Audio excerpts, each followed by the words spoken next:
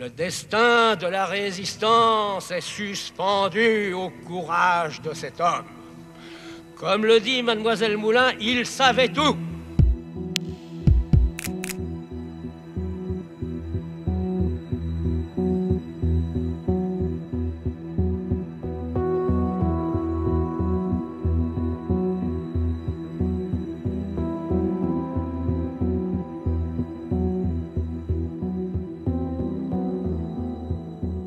Il n'était pas extrêmement loquace sur le point de la résistance. Mais enfin, c'est moi qui ai eu l'ordre de mission du général de Gaulle, qui était très au courant de son voyage et des difficultés qu'il avait eues pour se rendre à Londres.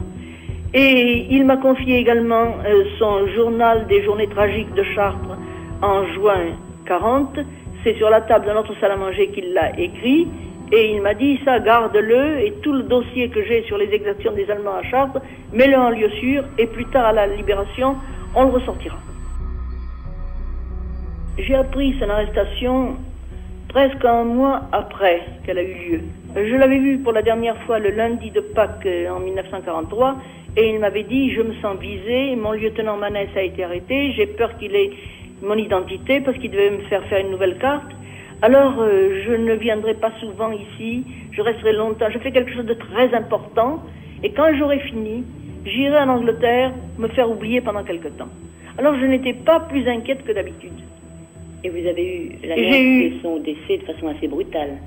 Oui, c'est-à-dire que d'abord, un ami de Paris est venu m'annoncer son arrestation. C'était vers le milieu de juillet 43.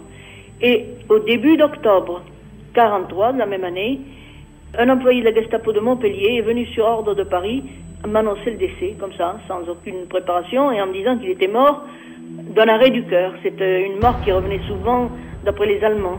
L'enquête du ministère de l'Intérieur a conclu à la réalité des cendres de mon frère dans l'urne numéro 10137.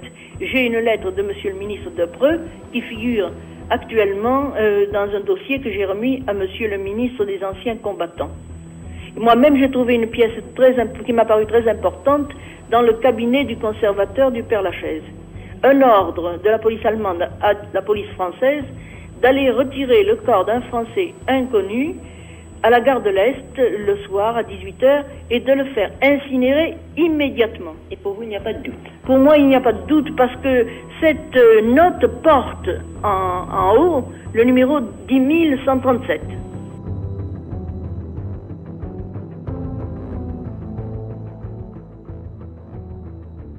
Le jour où, au fort Montluc à Lyon, après l'avoir fait torturer, l'agent de la Gestapo lui tend de quoi écrire puisqu'il ne peut plus parler, Jean Moulin dessine la caricature de son bourreau. Pour la terrible suite, écoutons seulement les mots si simples de sa sœur. Son rôle est joué et son calvaire commence. Bafoué, sauvagement frappé, la tête en sang, les organes éclatés, il atteint les limites de la souffrance humaine sans jamais trahir un seul secret, lui qui les savait tous.